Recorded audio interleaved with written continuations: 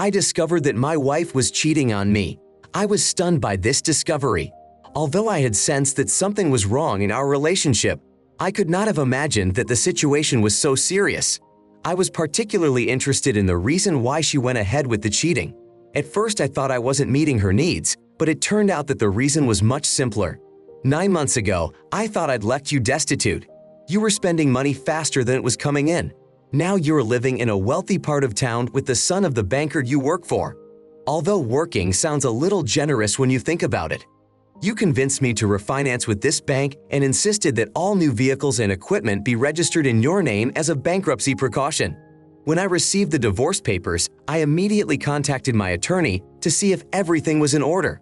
All purchases were made in the firm's name and you were never listed as an employee.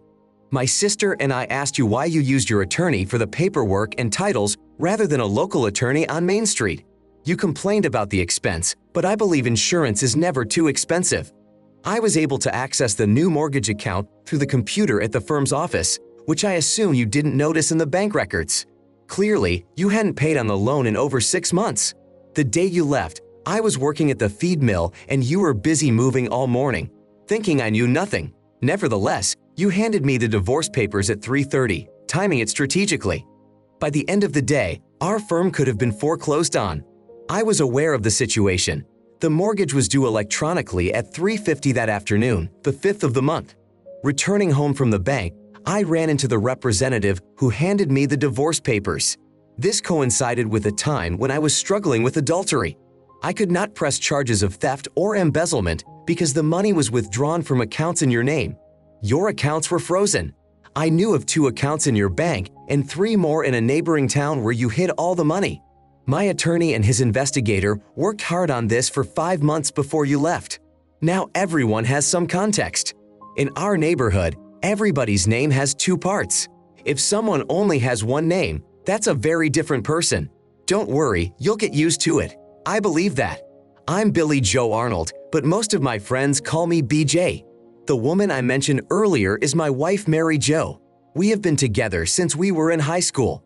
My only sister is Bobby Jean. She is married to Tommy John Riviere. His parents own a feed mill in town. I work there 3 days a week except during planting season.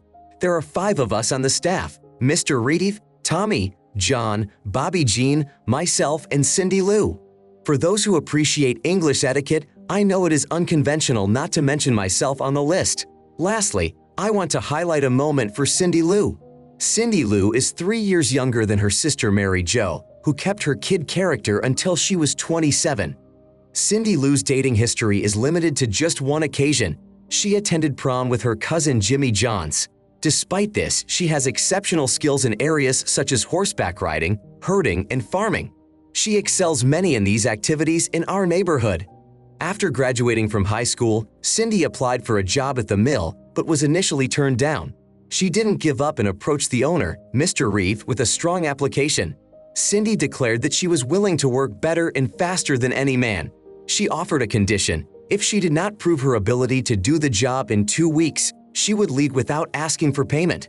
She ended up staying at the mill for 8 years, proving her worth and impeccable behavior. Mr. River, an elderly gentleman, prefers to be addressed as such or simply as an old man. He assumed the title 5 years after the death of his father and proudly claimed to have earned it over 55 years. He has no intention of relinquishing it. His wife is commonly referred to as a young lady, and she is ready to prove that she can be anything but a lady. Mary Jo and I were married shortly after graduating from high school. At the time, I was helping my father on the farm and working part-time at the factory to earn extra money. My parents set up a double room for us in a secluded corner of the house, away from the noise of the main building and outbuildings. Mary Jo found a job at Happy Head and Nails, a beauty parlor known for its slogan, "You'll be glowing with delight." My father always warned me never to trust our local banker, Samuel Smith. He said Sam would trick you and you would end up smiling and thanking him despite the deception.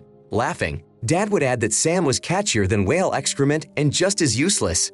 Sam was a regular at the Happy Head Salon, visiting every 2 weeks. He had only a thin strip of hair around his head and a frayed mustache. His appearance was like forgotten feline remains mixed with something that had crawled out of a swamp. As for his son Elwood, who appeared an hour later, he was an indistinguishable mixture of his parents. Their appearance made me wonder about ratios. Despite their questionable appearance, they managed to convince Mary Jo that she was perfect for the bank. She came home that evening full of excitement and was ready to quit her job as a nail technician at Happy Head Salon to work for them. I informed her that we didn't need her paycheck. However, she was constantly spending every penny on clothes and feminine things. She justified it with the need to look good at work. By the time we had been married for over 9 years, we had a significant amount of money saved up. The next day, my world fell apart. I usually accompany my mom and dad to town for grain deliveries. Afterward, they liked to stop at the diner. This time, however, our grain truck broke down on the way to town. There was a 2-meter downhill slope in the road, at the culmination of which was a curve. According to the state police, the shift lever was stuck in a low gear. Witnesses along the route claimed that the engine oven was over the speed limit. Despite the emergency brake installed, the pads were completely worn out. We only spent about $800 for those pads. The truck was traveling too fast and was unable to make the turn. It collided with a telephone pole and caught fire. State police found no evidence of tampering with the truck. However, it was determined that the cause of the accident was a loose brake line. 3 weeks after the accident, when things had settled down, Mary Jo informed me of her decision to start working at the bank. By then, I had already quit my job at Happy Head. She claimed that I had tried to talk her out of it and accused me of trying to impede her career progress. Where did she get that kind of language? She could barely tie her shoelaces or count to 20. One evening, after socializing with her coworkers at the bank, the sheriff brought her home heavily intoxicated. She couldn't even sit up straight. Another night, when she was coming home after a walk, she was stopped by the police. I put her on the bed and noticed that her skirt was pulled up and there were bruises on her skin in the form of palm prints. The presence of white fluid was confirmed. This reinforced my decision to divorce her.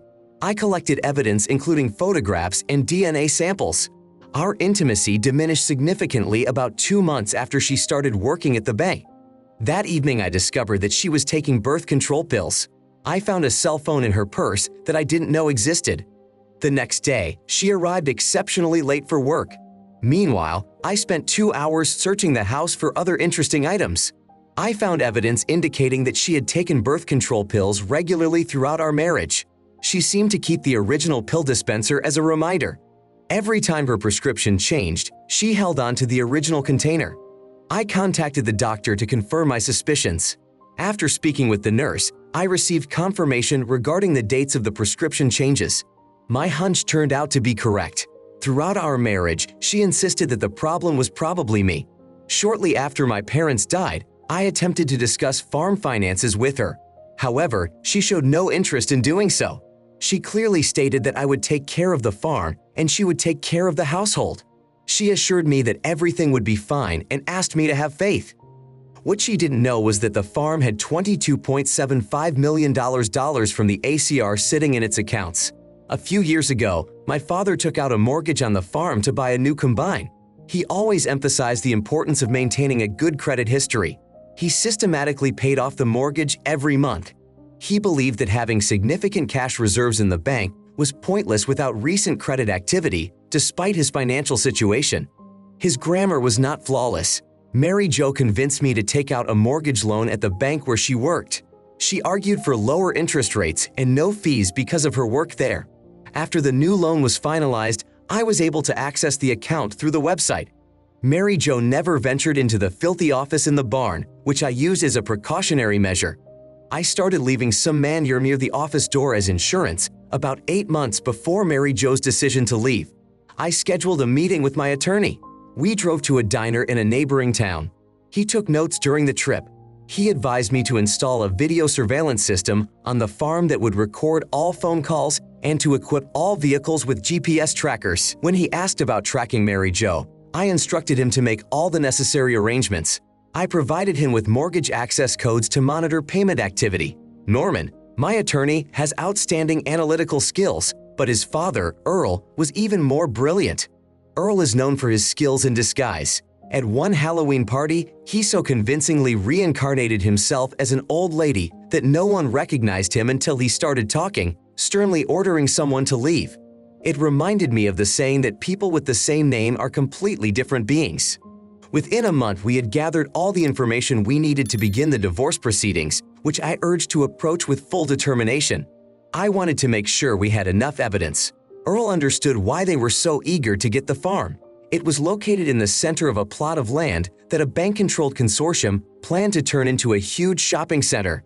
Meanwhile, I visited the doctor and reported that I had slipped while getting out of the tractor.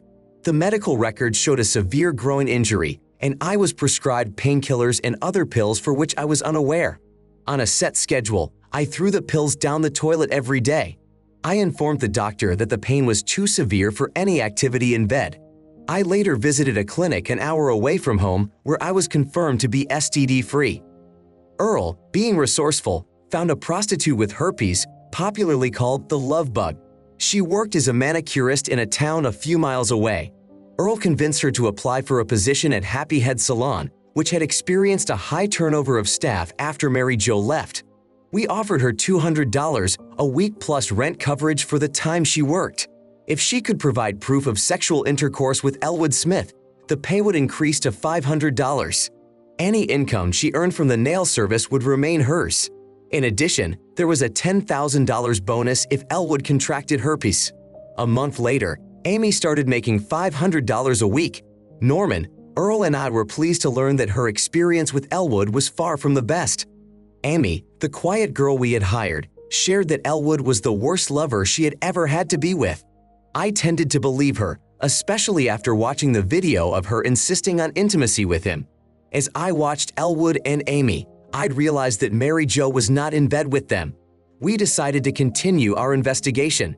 In the course of it, we discovered that she had several accounts with moderate amounts of money in each. In a little over 9 years, she had transferred over $300,000 into her accounts. I doubt she ever knew how rich I really was. I am thankful that URL was not as moral as a lawyer should be. Perhaps that is why he resigned. Without his involvement in my case, many things might have gone unnoticed. Earl has a close friend named Bob who excels at computer magic, although he hates unfaithful spouses. Bob has an unparalleled knack for finding files and boasts top-notch Photoshop skills. His meddling led to serious legal consequences for his wife, nearly ending with her imprisonment for perjury. The first signs of her deception came with the birth of their second child, who was of mixed race.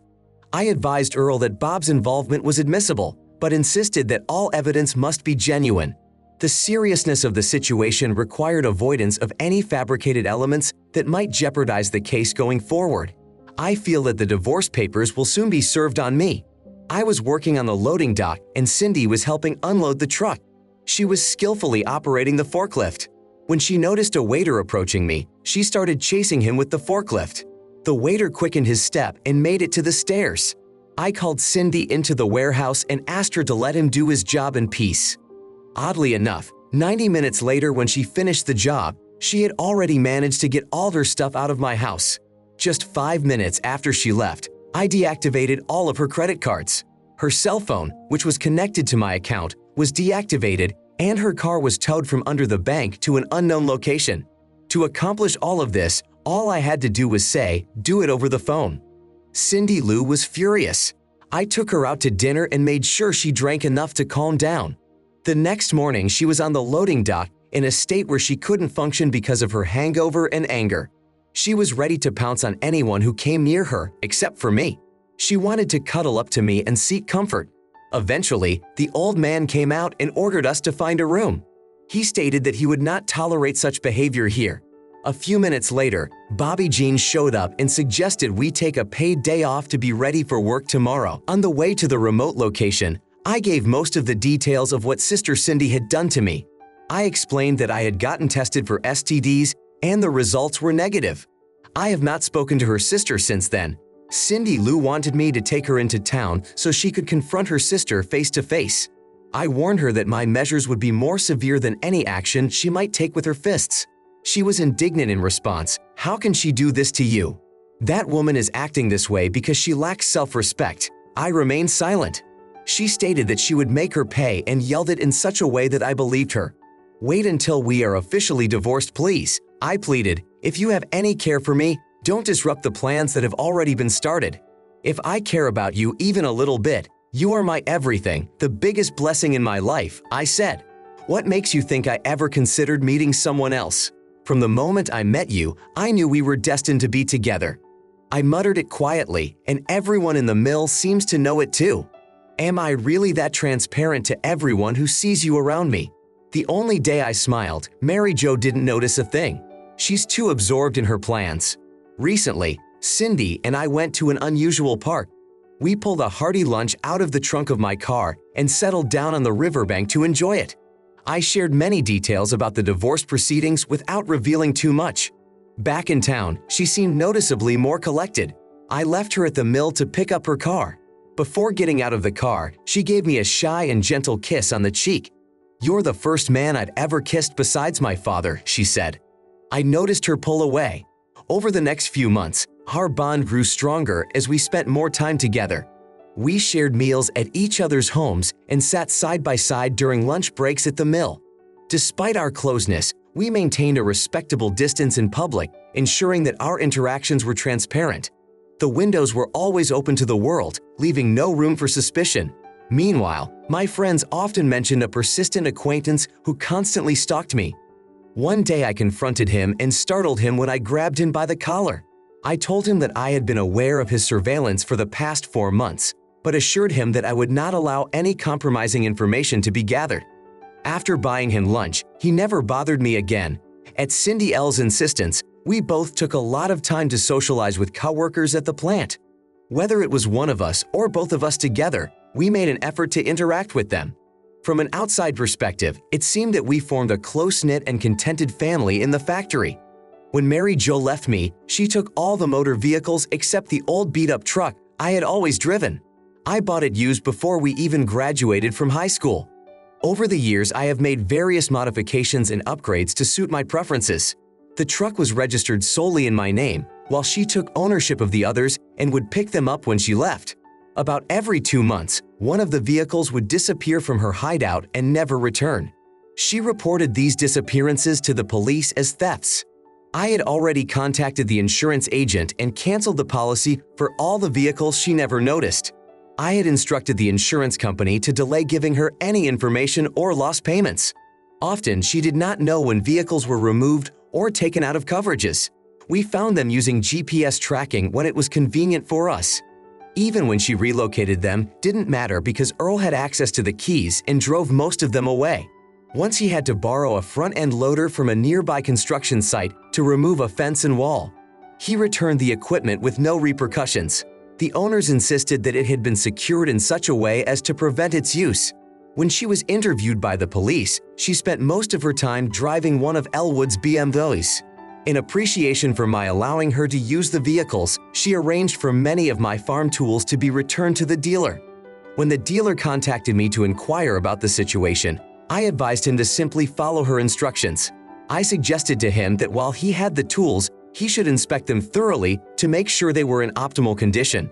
After all, you can only return what you are entitled to given that the bank has issued a repossession order. I recommended that the dealer bill them for services rendered. I also suggested he let the bank know that without the necessary repairs, the value of the items would be greatly reduced when sold. Do you believe the bank actually covered the repair and storage costs? Elwood's brief affair with Amy was still going on about 3 weeks before tensions escalated at the divorce hearing. Suddenly, Elwood decided to grow a beard and mustache. Thelma Marie, owner of Happy Head Beauty Salon, kicked him out of her establishment one day. She made it clear that the next day his return was unwelcome. Rumors began circulating in town that he had developed herpes sores around his mouth. The CCTV footage from the beauty parlor confirmed this unmistakably. Amy got a bonus and was offered to leave town. Surprisingly, she decided to stay and moved in with Earl, with whom she developed a romantic relationship. Earl later confided in me that despite his 75 years, he realized that sooner or later something was going to get him. He said he would be careful, but admitted that he would miss her if she decided to leave the following week. Mary Jo visited me and begged me to reconsider my decision to bring her back. I cut her off. Absolutely not. I said that while I could have resorted to violence, I refused to be humiliated to that extent. My father taught me that only a coward would raise his hand against a woman, regardless of her actions. The next day, she came back to try to talk me down once more. I emphatically told her to leave, emphasizing my final decision. I wasn't going to resort to violence, I just wanted her to leave immediately. She kept her distance until the divorce hearing, trying to convince the judge that we should go to counseling. She pleaded guilty and expressed genuine love for me, but her testimony was full of lies. Everyone was sworn in. It was a carefully crafted and persuasive argument. Elwood was subpoenaed and reluctantly testified in her favor. The judge was almost swayed. The judge then requested our submission regarding a divorce on the grounds of adultery. Norman provided the judge with a complete packet of documents, informing him that it included a compilation of the best evidence. This consisted of over 320 hours of video footage and 15,000 pages of documentation detailing the theft of my money, transportation equipment, and my parents' antique furniture. It detailed how all of these items were recovered and safely stored or accounted for. Norman coldly and thoroughly explained how she planned to avoid loan payments in order to steal my farm. The next day, the judge ruled in our favor, no longer in doubt. Mary Jo and Elwood were arrested and charged with perjury. The day after she was released to the custody of her parents, I witnessed her release from jail. She tried to provoke me into hitting her while the police watched the exchange change. When she tried to hit me, I grabbed her arms tightly, refusing to resort to violence. "I will never raise my hand on you. It's not me," I assured her. Suddenly, she felt a touch on her shoulder, releasing her. She turned to address the man behind her, and in an instant a strong blow struck her right eye, followed by blows to her left eye and nose, causing her to bleed profusely. After the attack stopped, she looked up and saw Cindy Lou, eagerly waiting for an excuse to continue once more. I intervened. "I wouldn't hurt you," pausing for emphasis, "but my girlfriend might." Cindy Lou and I turned and walked away from the stunned onlookers, leaving them speechless. Cindy Lou moved in with me that night. We postponed our first meeting before bed until our wedding night, when I saw her for the first time without her outer garments. It was a brief moment and I felt like I was in heaven. I almost tripped in mid-sentence as I turned to leave the room the first time we made love. I was sure I had gone to heaven. Now, almost 2 years later, we have twin boys and another baby on the way. I guess I wasn't the problem. Before the wedding, she gave me a prenuptial agreement that was signed, sealed, and copied 3 times. I put one copy of the prenuptial agreement in a frame and hung it over the entrance to the manure pit. Mary Jo did not receive an invitation to the wedding, however. We sent her a video of the ceremony. She is currently serving a sentence of 6 to 24 months for perjury. Cindy Lou warned her sister that she must stay at least 1,000 feet away from us or a repeat of events will follow. Thelma Marie mentioned that she might go back to being a manicurist at the Happy Head Salon. Elwood, known in town as Nickel, served his sentence and was rejected by his father. He left for an unknown destination. Earl is extremely happy with his second love, recognizing that Amy is his first true love since Norman's mother, and he's glad to keep it that way. Their baby girl was born via C-section. Bob has finally found his perfect partner in the person of Thelma Marie, who is thrilled with him. She even gave him a prenuptial agreement, which he was surprised by. Their wedding night was significant when he discovered that Thelma Marie was a 45-year-old virgin. Despite this unexpected discovery, they made an effort to work it out. Bob is known for having the most attractive hair among bald men. That's the end of the story. Write your opinion in the comments about this story.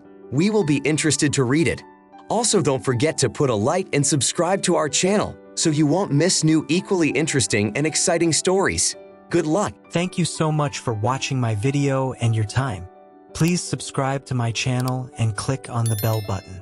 Also, I am very interested to know your personal opinion about this story. You can write it in the comments. I will definitely read it and reply to you personally.